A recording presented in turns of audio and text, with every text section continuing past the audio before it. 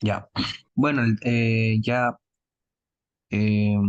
hoy día vamos a hablar acerca del trauma, ¿ok? Ayer, no, antes de ayer hablamos sobre los desastres, ¿no? Que también están algo relacionados.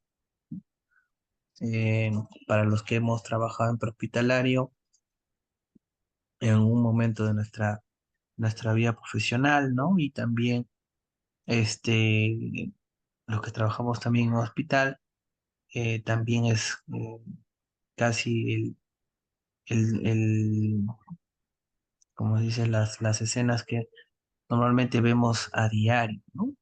En nuestras emergencias. Entonces, sabemos que las lesiones por trauma, ¿no? O corresponden casi a promedio de 14.000 muertes diarias a nivel mundial, ¿no?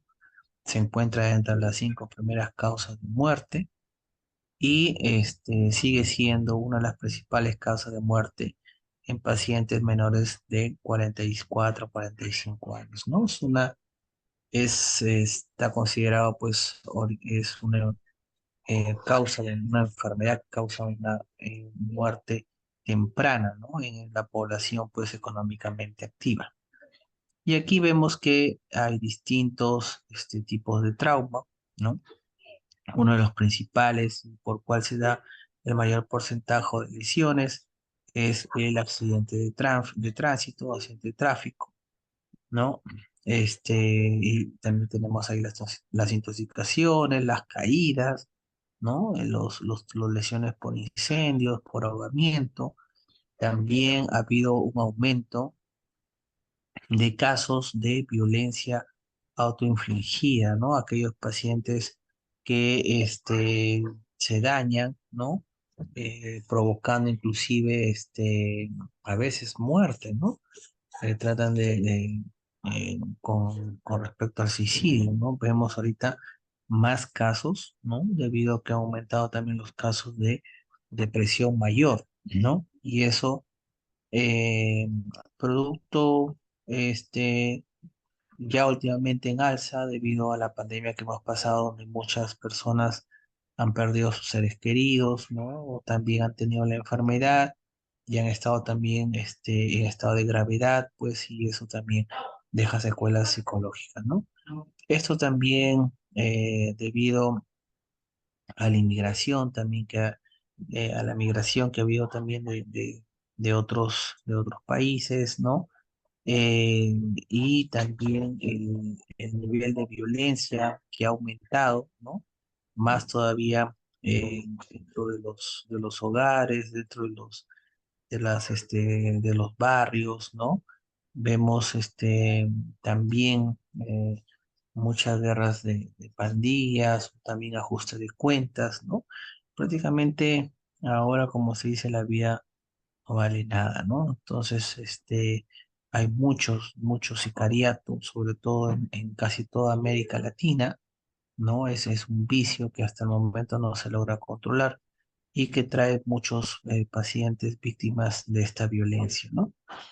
Ya en menor porcentaje, pues también tenemos ahí los lesiones por guerras, pues y otros tipos de lesiones, ¿no? ¿Qué es una lesión? Es un suceso dañino producido por alguna forma de energía física o por barreras a su flujo normal, ¿no? O sea, la lesión se va produciendo por diversos mecanismos, ¿no? Energía mecánica, cuando se realiza un objeto en movimiento, energía química, cuando hay interacción de un producto químico con los tejidos humanos, principalmente la piel y las mucosas, energía térmica, ¿no? Asociado pues a cambios de temperatura, ¿no? Sobre todo aumentos de calor, energía por radiación, ya sea por ondas electromagnéticas, ¿no? Y energía eléctrica que se dice que es el movimiento de electrones entre dos puntos, ¿no? ¿Qué más con respecto a la lesión, ¿no? Sabemos que el cuerpo necesita de oxígeno y calor para producir energía y cuando hay fenómenos como la asfixia o la hipotermia, empiezan a aparecer lesiones físicas, ¿no? y esto debido a que interrumpen el flujo normal de energía en nuestro organismo, ¿no? Lesiones como enfermedad, pues es considerado también ya que tienen, ¿no? O presentan los tres factores que forman un triángulo epidemiológico donde hay un agente que causa la enfermedad, el huésped, que es el que recibe, digamos así, el impacto, ¿no? ¿No? Donde se produce la lesión, y finalmente un ambiente, ¿no? La asistencia al trauma también tiene diversas fases, ¿no? Una fase preventiva, ¿no? Si nosotros, pues, de repente conducimos moto y vamos a conducir largas distancias, ¿no? Por prevención, yo utilizo mi casco, ¿no? ¿No? Si yo voy de manejo, tengo que usar mi cinturón de seguridad, ¿no? Y obviamente, pues, no consumir alcohol, porque eso puede también distorsionar la manera como uno va a manejar y provocar mayores accidentes, ¿no? La fase del episodio, que es ya donde el personal pues tiene que protegerse, ¿no? En este caso, y como veces dar el ejemplo.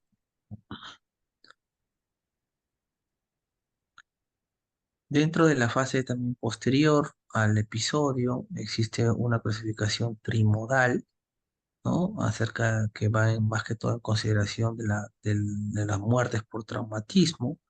Existen tres fases. La primera fase que ocurre en los primeros minutos de posterior al accidente hasta una hora, ¿no? Y aquí, por ejemplo, estos pacientes que fallecen, pues son porque han presentado lesiones muy graves, ¿no? Por ejemplo, lesiones a nivel de los grandes vasos del corazón, o de repente un trauma cardíaco severo, ¿no? O un TEC severo también. La segunda fase, ¿no? Que va desde horas hasta, o sea, después de la primera hora hasta las horas siguientes, ¿no? Se considera que son muertes que pueden evitarse, ¿no? Siempre y cuando haya una buena asistencia prehospitalaria, ¿no? De repente, por ejemplo, un neumotórax, ¿no? Que lo podemos controlar, ¿no? Un hemotórax, ¿no? También un hemoperitoneo producto del trauma abdominal, ¿no? Si entra a sala y se logra compensar con sangre, hidratación, ¿no? Ese paciente puede salvarse, ¿no? Y una tercera fase que aparece después de días, ¿no? Hasta semanas, dicen, ¿no? Que estos generalmente son los pacientes que una vez recuperados, ¿no? Entran a un área crítica para poder monitorizarse, observarse, y posterior a eso, en los siguientes días, pueden hacer que empiecen a obtener algún tipo de infección, ¿no? Una infección intrahospitalaria, ¿no? O una complicación propia del trauma que provoca el fallecimiento días posteriores o semanas posteriores, ¿no? Mucho se habla en el trauma de la hora dorada, ¿no? O la hora de oro, ¿no? Son aquellos, se considera pues en esa primera hora que nosotros llegamos, tratar de darle el mayor tratamiento posible para mejorar la supervivencia, ¿no? En qué tiene sus objetivos, ¿no? Básicamente mantener la oxigenación y la perfusión, ¿no? En el paciente, y estando ya en la escena, ¿no? Tratar de hacer un traslado rápido, ¿no? A un centro de atención apropiado, ¿no? Eso es muy importante, ¿no?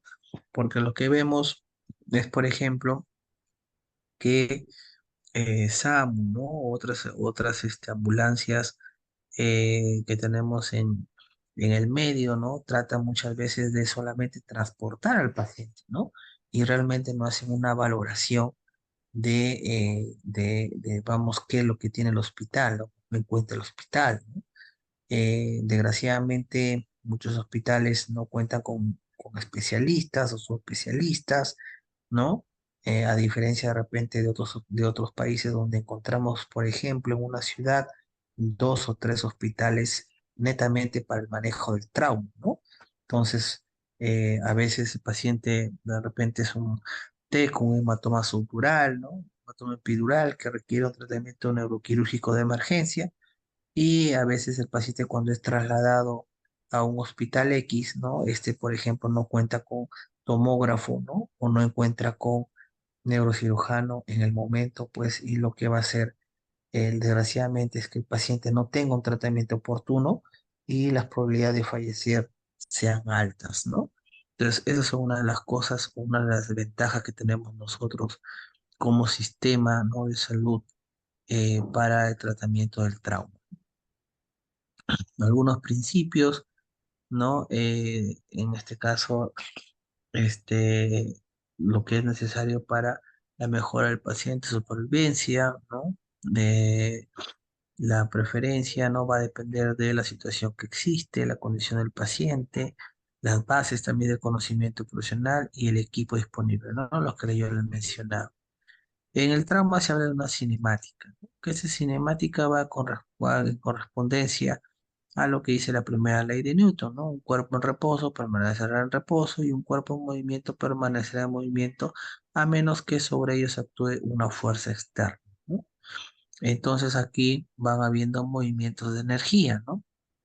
La energía no se decae ni se destruye, solamente se transforma, ¿no? Entonces, en base a esos principios es que está relacionado la cinemática del trauma, ¿no? Que va con respecto a la masa con la aceleración, ¿no? Que es igual a una fuerza, pues, ¿no? Que va actuando ahí, ¿no? Esa fuerza es la que finalmente distorsiona, ¿no? Los movimientos por el cual, o el movimiento o el reposo por el cual el paciente se encuentra en un primer momento, ¿no? Finalmente, hay ahí un intercambio de energía, ¿no?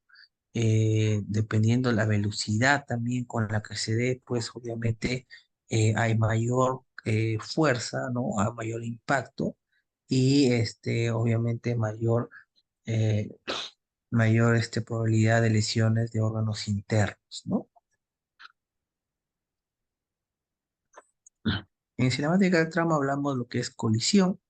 La colisión es el intercambio de energía, ¿no? que se produce cuando un objeto con energía impacta con otro objeto, ¿no? El cual puede estar en movimiento, puede estar detenido, o solo un objeto, o ser un ser humano, ¿no? El choque entre vehículos, un impacto de bala, por ejemplo, ¿no? O un paciente que de repente se tropezó y cayó contra el pavimento, o una explosión, ¿no? Aquí, por ejemplo, aquí vemos, por ejemplo, un auto que, ¿no? que choca contra una pared, ¿no? En este caso un pilar, ¿no? de cemento, y vemos cómo prácticamente se ha destrozado toda la carrocería, ¿no? Y ha impactado incluso hasta el asiento del conductor, ¿no? Entonces, por ejemplo, ya uno viendo esto, ya puede saber cómo va a ser la cinemática del trauma, ¿no? Que va a ser de alto impacto, ¿no? Y sobre todo, pues un golpe de frente donde las lesiones, básicamente del corazón y la cabeza son las que más van a sufrir, pues, ¿no? Hay tres impactos, ¿no? Un impacto de los objetos, un impacto de los ocupantes del vehículo y un impacto también de los órganos vitales, como lo digo, ¿no? En el interior, ¿no? Esos órganos que al momento del impacto es del severo, ¿no?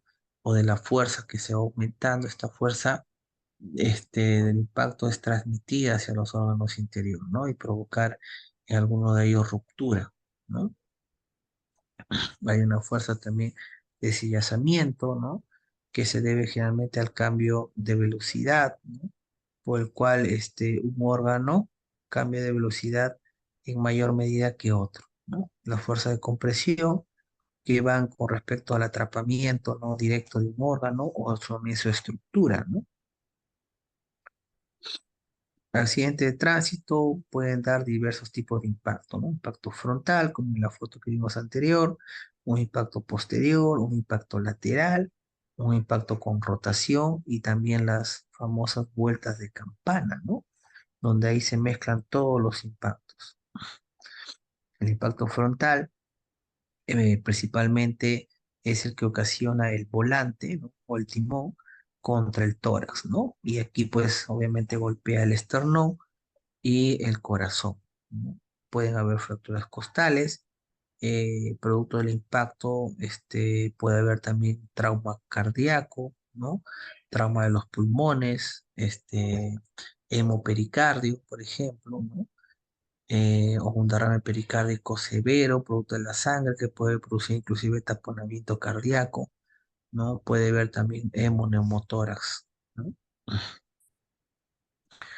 Eh, la trayectoria también cuando es ascendente y por arriba, en este caso la cabeza es la que colisiona, ¿no? Con el parabrisas, ¿no? O el marco del parabrisas o el techo, ¿no? Al detenerse también dice la cabeza, sigue el movimiento, lo que es el tórax, la columna vertebral cervical, ¿no? También aquí hay un impacto también del tórax con el volante y también hay un impacto del abdomen con el volante, ¿no? Que puede producir ruptura de diafragma o ruptura de vísceras huecas, ¿no? Cizallamiento de los riñones, el hígado o el vaso, ¿no?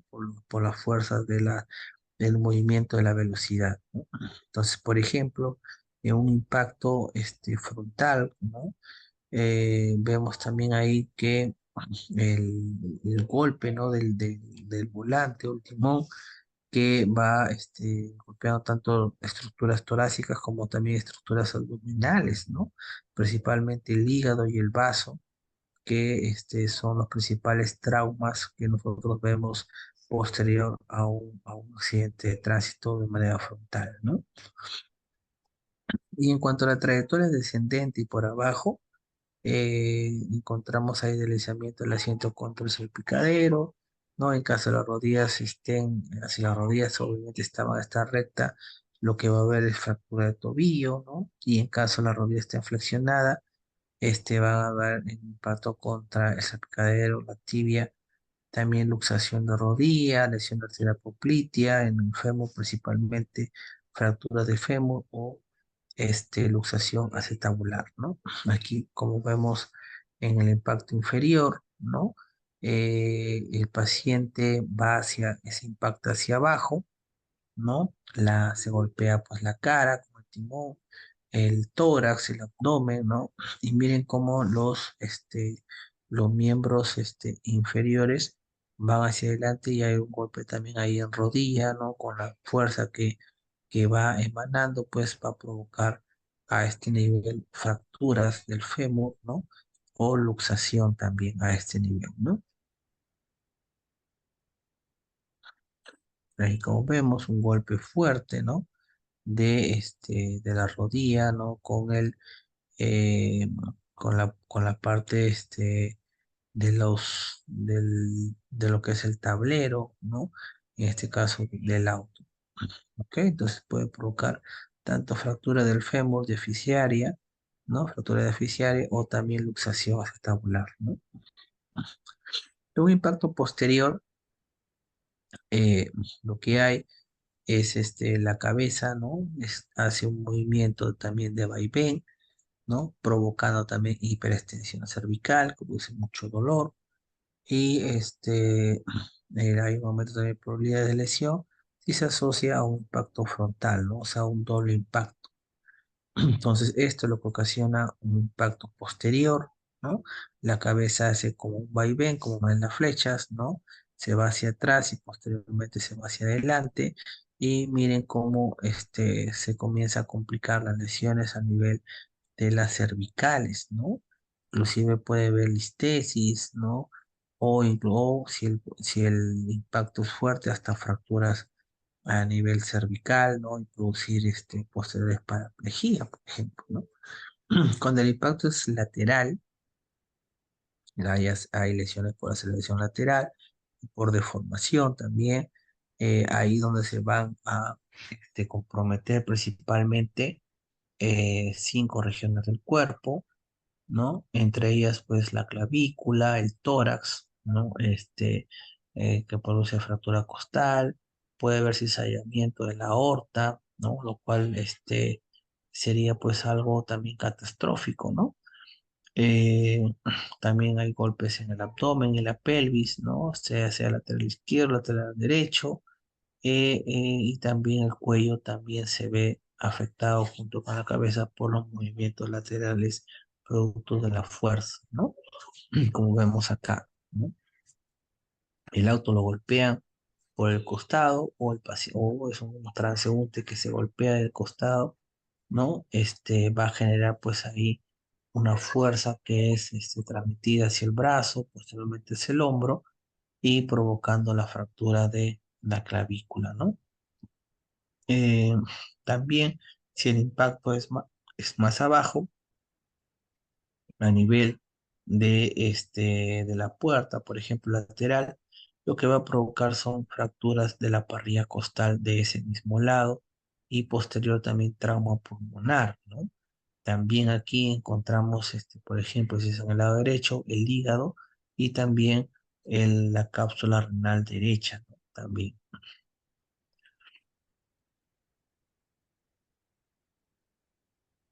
¿no? Aquí, por ejemplo, a nivel ya de la cadera, también puede provocar lo que es una fractura de pelvis o luxación también, ¿no? Lateral. La cabeza puede ser diversos mecanismos como la rotación o flexión, que también pueden condicionar a daño cervical, ¿no? Cuando el impacto es con rotación, ¿no? Es cuando un ángulo del vehículo choca contra un objeto inmóvil, ¿no? Las lesiones principalmente son una combinación. Hay lesiones más graves también que afectan al pasajero más próximo al punto de impacto, ¿no? Que finalmente es el que va a recibir toda la fuerza, ¿no? La carga. Y en la vuelta de campana hay múltiples lesiones por sillazamiento, ¿no? Principalmente hígado, eh, vaso, ¿no? Este, a veces también pasa, ¿no? Según la fuerza de la vuelta de campana, que muchas veces el ocupante sale lanzado, ¿no? Del vehículo, ¿no? Esto de ahí, pues obviamente va a traer mayor mortalidad, ya que si el paciente pues sale con una velocidad lanzado del vehículo, las probabilidades de un TEC son bien altas, ¿no? Y probablemente también la fuerza con la que se dé el TEC provoque pues daños severos, ¿no? Al paciente y hasta muerte, ¿no? El cinturón de seguridad también de por sí, ante un golpe severo, también va a traer ciertas lesiones, ¿no? Principalmente lesiones abdominales, ¿no? Lesiones también en los hombros, en la clavícula, ¿no? Principalmente. Y es también muy importante, si un cinturón está mal puesto, no va a proteger de lesiones y puede provocar puede provocar más todavía, ¿no? Más lesiones, ¿no? Por la mala colocación, ¿no? Por eso la medida de, de, este, de cinturón de seguridad, ¿no? Se va adecuando o uno lo va adecuando con respecto a su cuerpo, ¿no? Tratando pues de que no esté tan apretado, ¿no? Porque ante por ejemplo, movimiento fuerte, como vemos acá, por ejemplo, puede hasta comprometer las vísceras, ¿no?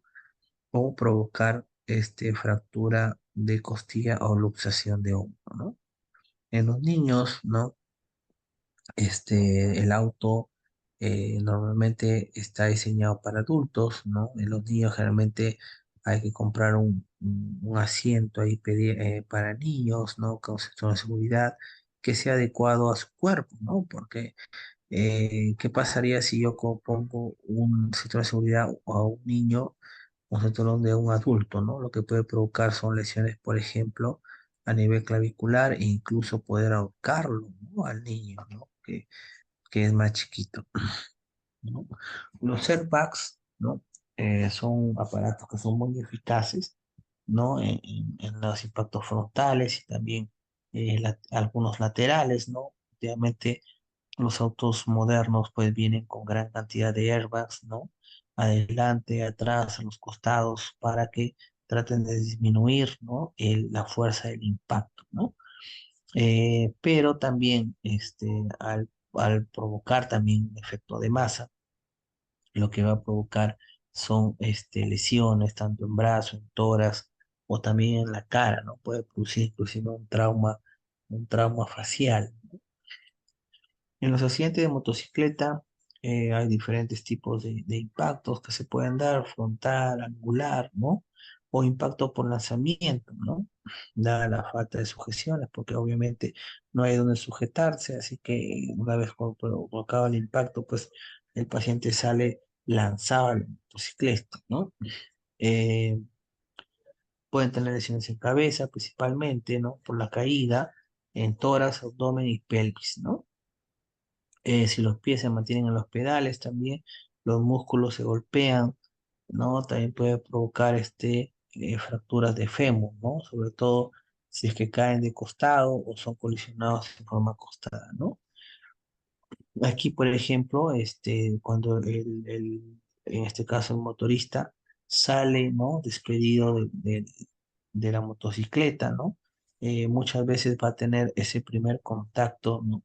Con parte de la motocicleta y con el timón, ¿no? Y ahí es donde van a presentar las primeras lesiones que son las fracturas de fémur, ¿no?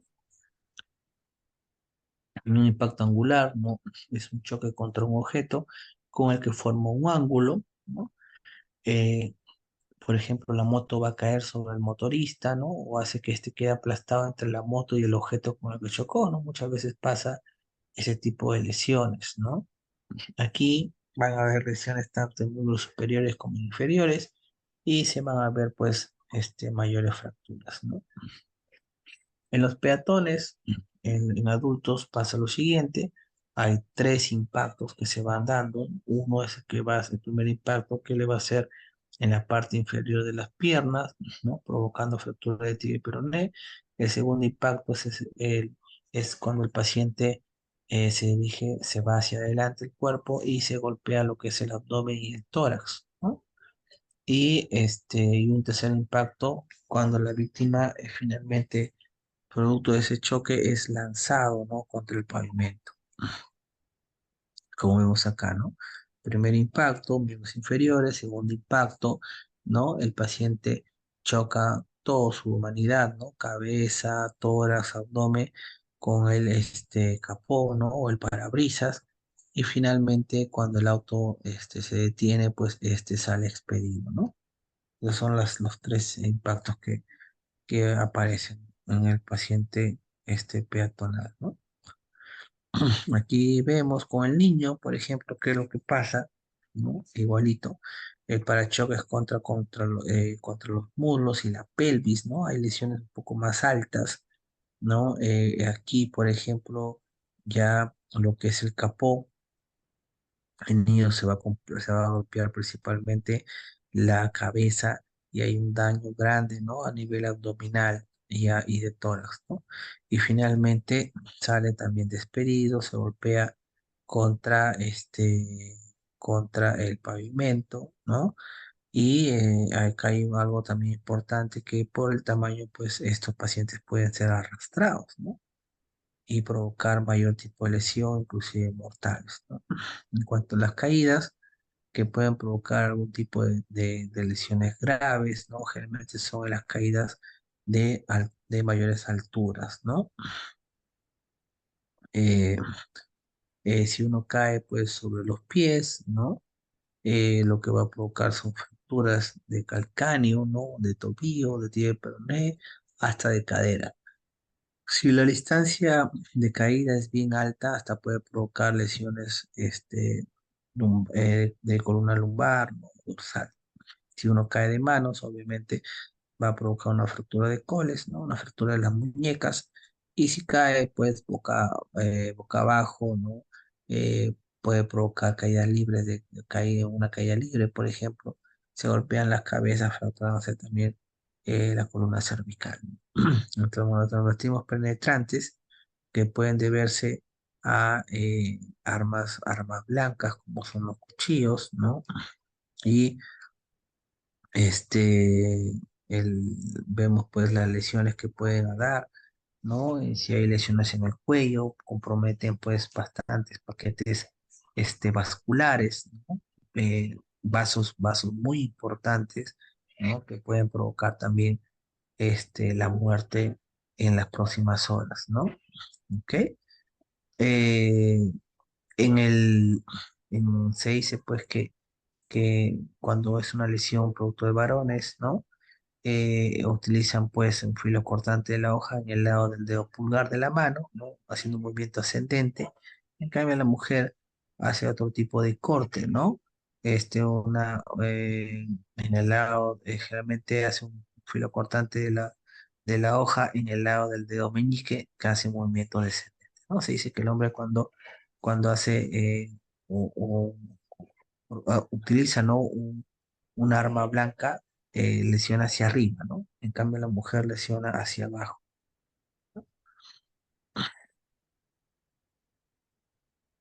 Lesiones por ondas expansivas, generalmente las vemos en las explosiones, ¿no?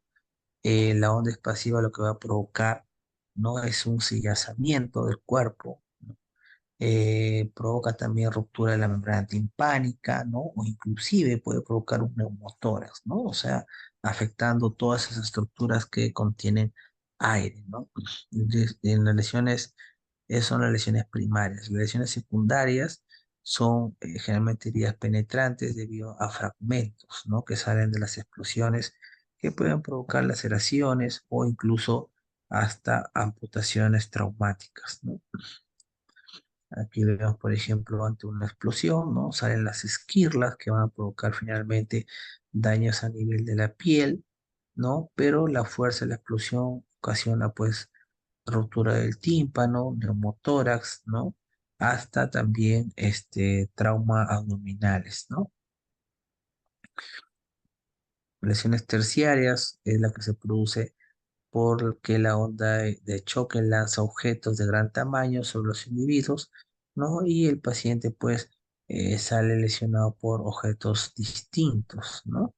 A lo que es en este caso, la misma explosión, ¿no?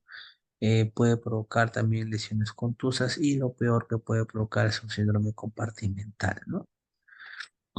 Aquí como vemos, por ejemplo, posterior a esta explosión, ¿no? Primero se ocurre una primera fase, ¿no? Donde la onda de presión alcanza a la víctima. El segundo es que los restos los restos, ya sea piedra o lo que hay en el camino, finalmente se van a comportar como proyectiles, ¿no? Y y la tercera es cuando ya el paciente pues va a salir lanzado producto de la onda de impacto y en este caso el paciente va a hacer el mismo mecanismo como si fuera un proyectil, ¿no? Golpeándose finalmente contra el suelo, ¿no? Lo primero que se golpea van a ser las cabezas, ¿no?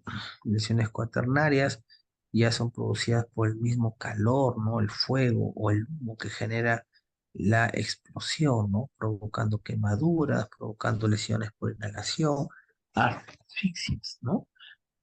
Y las lesiones quinarias son las bombas sucias, ¿no? Aquellas que tienen ahí componentes bacterianos, ¿no? O material radioactivo que también produce lesiones, ¿no? Siempre en todo trauma, nosotros cuando llegamos a la escena tenemos que valorar, ¿no? Se valora la escena, se va viendo según lo que vamos encontrando, según cómo está este, dañado, ¿no? Los autos o la moto, ya podemos intuir qué tipo de lesiones podemos encontrar, ¿no? Tenemos que valorar la escena, valorar también los pacientes, ¿no? Aquellos que van a ser, o que tenemos que nosotros empezar a llevarlo más pronto posible hacia un hospital, ¿no? Esto es lo que hablábamos ayer acerca del triaje, ¿no? Hay también cuestiones que hay que tener cuidado en el transporte, ¿no? Como el tener cuidado de contagiarse, ¿no? Con los virus de hepatitis B o hepatitis C, o el VIH, porque tenemos, pues, contacto directamente con la sangre, ¿no? Por eso también hay que estar bien protegido con guantes, mascarillas, protección ocular incluso, ¿no? Este, batas. Esto es lo que también hablamos ayer acerca de la zona caliente, ¿no? La zona de salida y finalmente la zona de soporte o de evacuación, ¿no? Dentro de las prioridades que tenemos que ver nosotros son la vía aérea, la ventilación, la oxigenación, el control de hemorragia, la perfusión y ver la función neurológica, ¿no? En cuanto a la evaluación primaria, hay lo que tenemos que ver nosotros es el ABCD, ¿no? A de airway, vía aérea, ¿no? Y estabilización de la columna cervical. B que es respiración, breathing, ¿no? C que es circulation, circulación o detener la hemorragia. D es la discapacidad neurológica que puede tener el paciente producto del trauma. Y es la exposición, ¿no? Ese es el ABCD. Entonces, vía aérea, tenemos que asegurarnos que la vía aérea esté permeable, que no haya obstrucción por algún objeto extraño, ¿no? Si se puede extraer el cuerpo extraño, se hace, si es que no, se trata no de no manipular porque podemos meter el cuerpo extraño más profundo y provocar daños, ¿no? Tener cuidado si el paciente vomita o tiene sangre, ¿no? Y también poder tener los materiales de la vía aérea, ¿no? Aquellos para poder aspirar, como el Cower, ¿no? O también un tubo laringio o un tubo endotraqueal, ¿no? ¿Cómo yo aperturo la vía aérea? Esta es una manera sencilla que todo reanimador debe saber, es la maniobra frente-mentón, ¿no? Con el cual aperturamos la vía aérea, ¿no? Pero cuando hay problemas con lesiones de columna, lo que hay que hacer es la tracción mandibular, ¿no? Principalmente cuando el paciente, siempre entre un trauma hay que sospechar que el paciente tenga lesión en la columna, ¿no? Por eso hay que poner un collarín cervical, ¿no? Tratar de manipular lo menos posible la columna cervical y llevarlo a un centro para posterior radiografía o tomografía, ¿no? La B, que es respiración, ¿no? O sea, una vez que nosotros abrimos la vía aérea con la maniobra de tracción mandibular, si es que sospechamos de una lesión cervical, si es que no hay lesión cervical, maniobra frente al mentón, ver si el paciente respira, ¿no? Si está presentando apnea, lo que utilizamos es un dispositivo, mascarilla y bolsas de resucitación, ¿no? Mal llamado AMPU, ¿no? Y por tratar de apoyarlo con la ventilación, ¿no? Si el paciente respira, evaluar lo que es la frecuencia y la profundidad respiratoria, porque puede ver ahí un neumotórax que esté apareciendo o un hemotórax, ¿no? Eh, Considerar siempre que tenemos que tener un paciente que esté entre las 12 a 20 respiraciones por minuto, ¿no? Si tiene menos de 12 se conoce bradimia, o apnea si es que no respira, y taquipnea si es mayor de 30 respiraciones por minuto. En cuanto a la circulación, tenemos que controlar lo que es la hemorragia, con presión directa, con vendaje compresivo también, o con el uso de torniquetes, ¿no?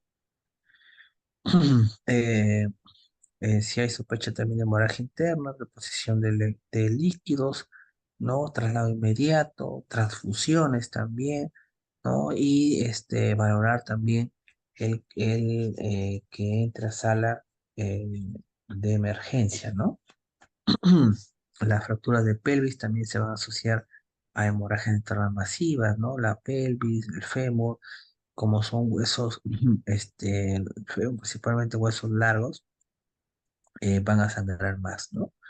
En la circulación tenemos que palpar el pulso, si que hay un pulso bueno, un pulso deficitario, el color de la piel también, si hay palidez, si hay cianosis, si empieza a volverse hipotérmico, ¿no?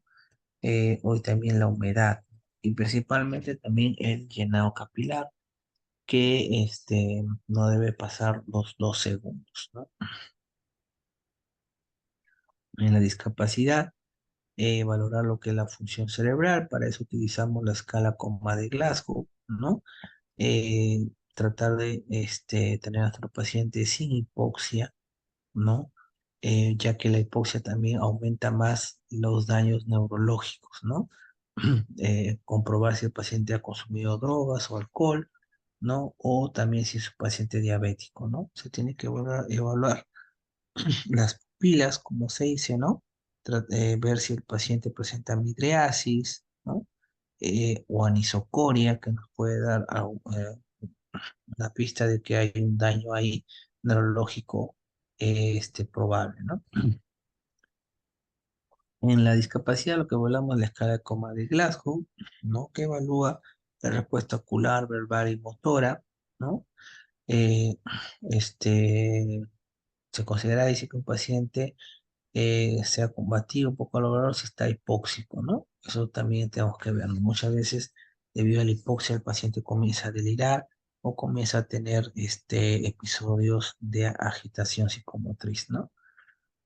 La exposición, que quiere decir que tenemos que retirar la ropa, ¿no? Y también a la vez abrigar con con algunas mantas térmicas, ¿no? Para que tampoco tratar de disipar todo el calor, ¿no? Porque también eso ocasiona que haya mayor hipotermia, ¿no? Y la hipotermia pues está asociada al shock, ¿no?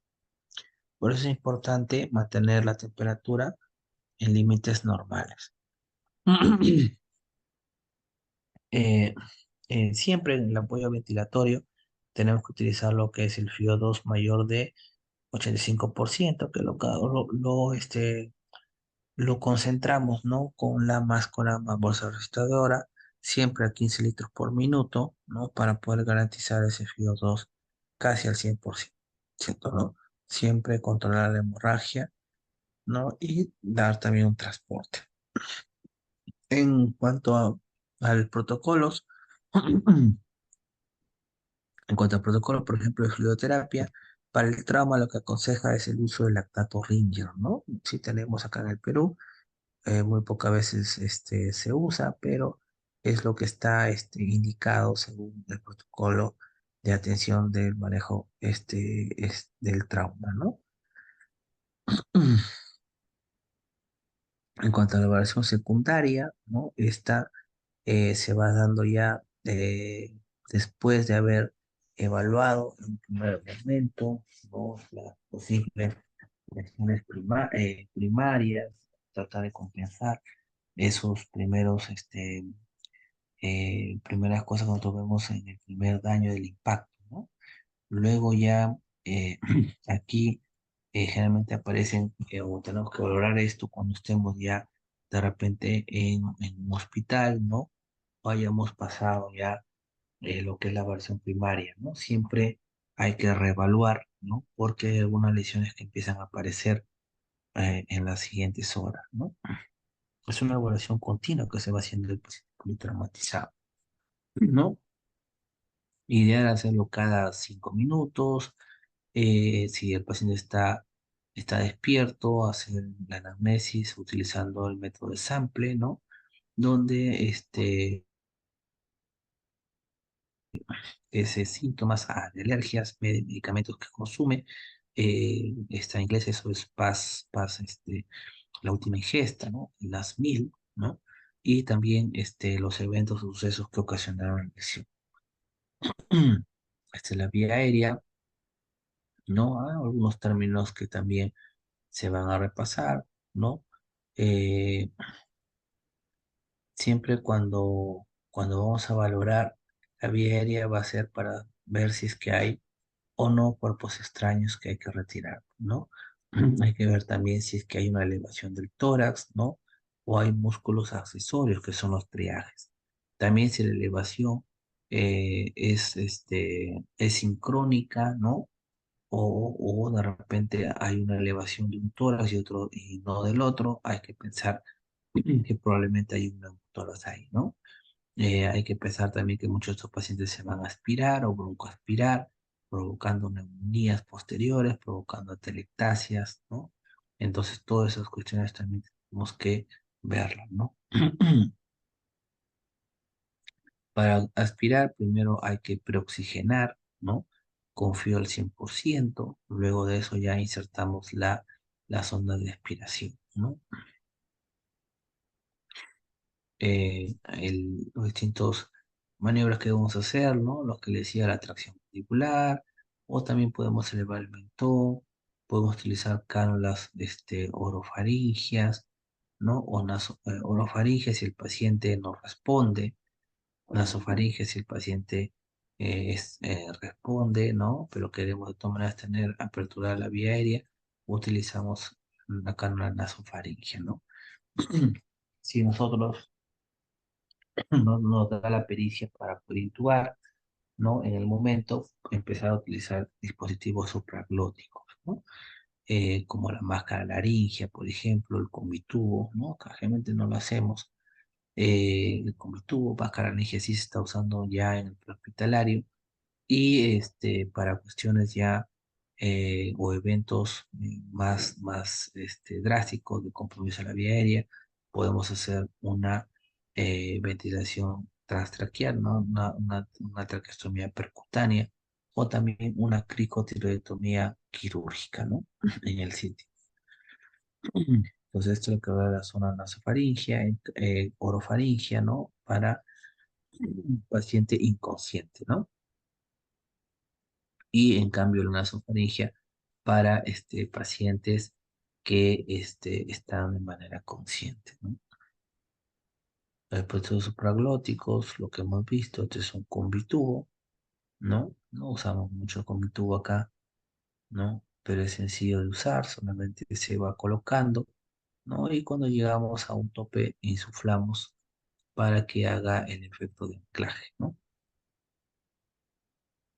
La máscara laringe es mucho más fácil que usar que ese dispositivo, ¿no? El combitubo.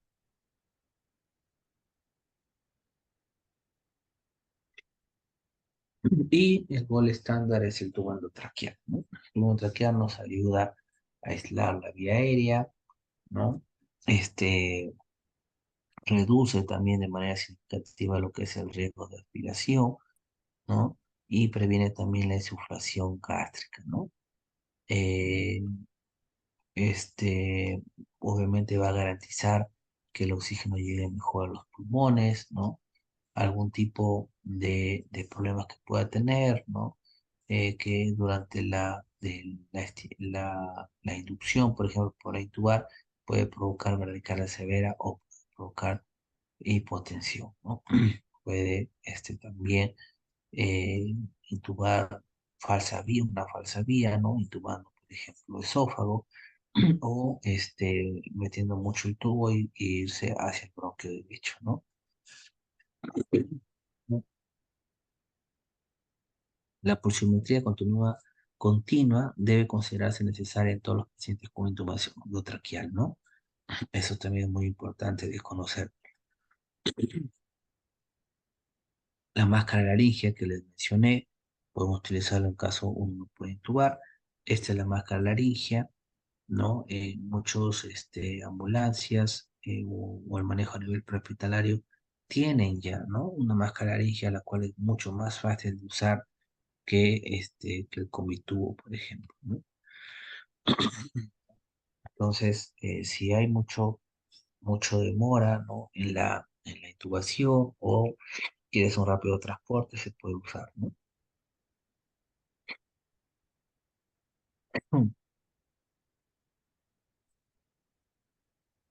Para efectos ya más complejos, podemos hacer la cricolectomía quirúrgica, ¿no? Otra cosa muy importante de conocer es el neumotórax, ¿no?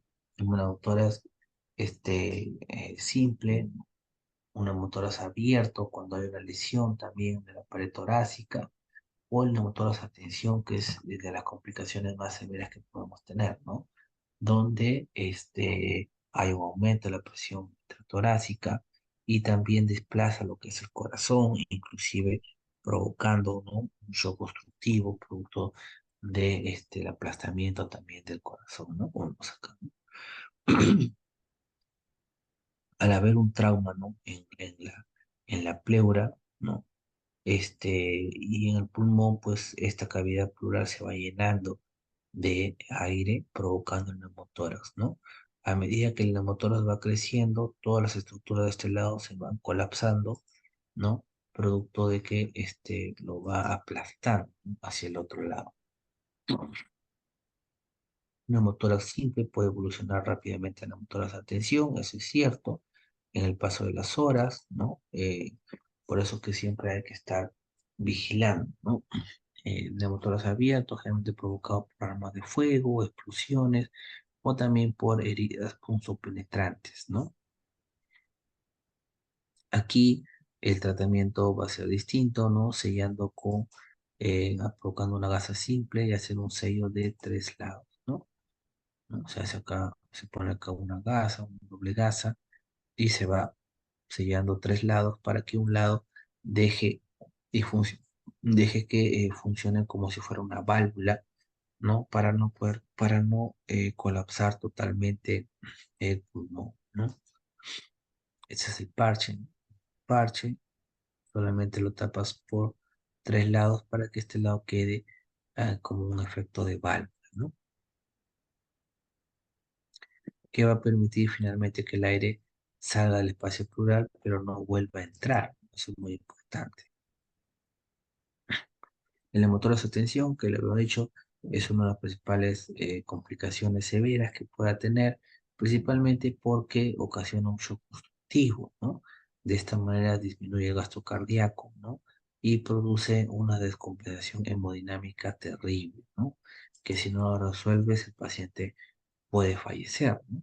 Esto es lo que hace una motora de tensión. Miren el pulmón colapsado, ¿no? Y cómo el aire hace que todas las estructuras se vayan hacia el otro lado, comprimiéndolas, ¿no?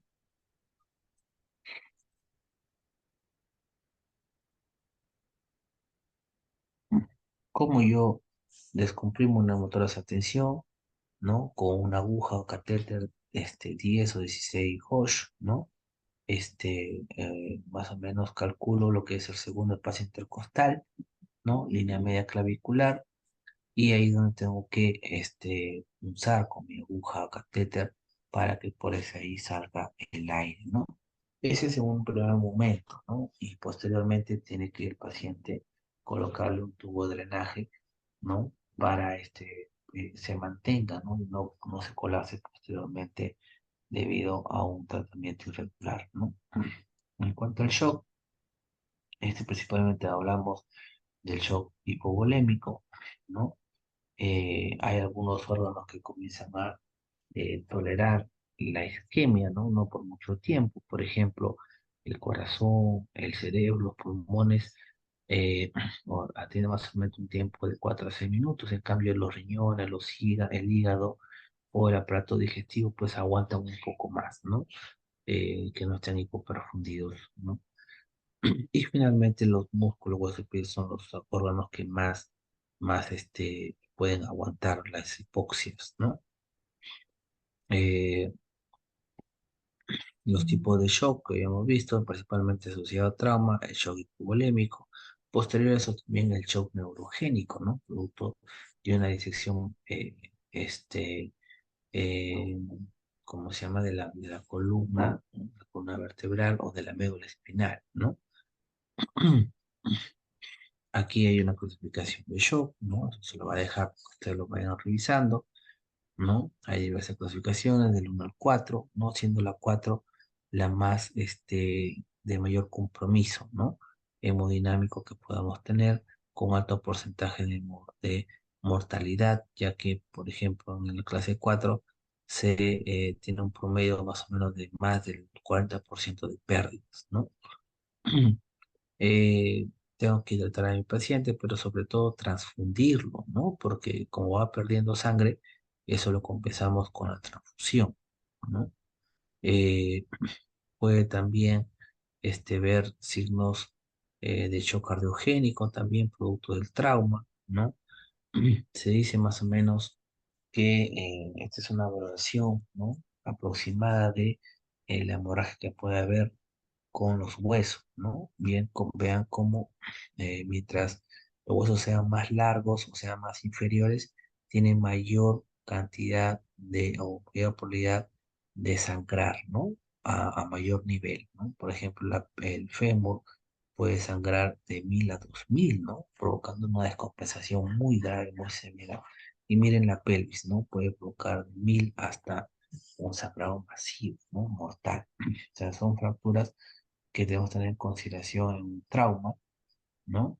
Tenemos que inmovilizar y reducir lo que es la fractura y sobre todo la hemorragia, ¿no?